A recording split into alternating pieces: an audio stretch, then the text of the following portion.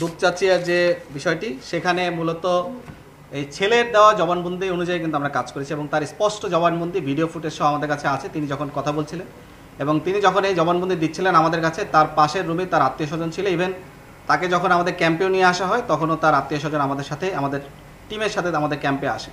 এরপরও তদন্তের স্বার্থে তদন্তে বিভিন্নতা থাকতে পারে, তদন্ত বিভিন্নতার মোড় হয়।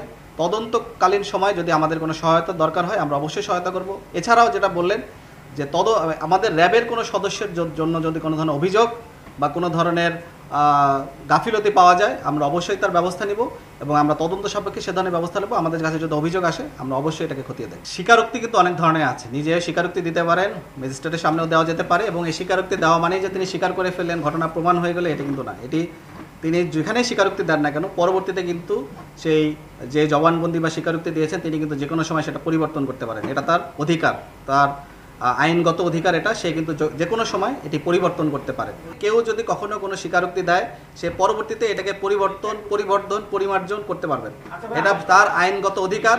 সে তখন বলতে পারে আপনার 164-এর যে সিস্টেম এটাও জানবেন, 161-এর যে সিস্টেম এটাও আপনারা জানবেন।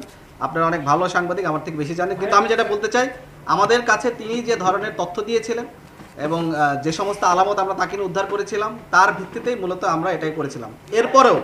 এরপরেও আমাদের যদি কোনো গাফিলতি থাকে এটি একটা তদন্তাধীন বিষয়, উভয় সংস্থায় তদন্ত করছে। আমরা পুলিশের সাথে সহায়তা করব, পুলিশ আমাদেরকেও যদি তাদের দরকার হয় আমাদের সাথে যোগাযোগ করতে পারে। কিন্তু তদন্তে যদি আমাদের কোনো গাফিলতি হয় এবং এই গাফিলতিতে যেই এটার দায় হবে তাদের বিরুদ্ধে আমরা ব্যবস্থা নেব।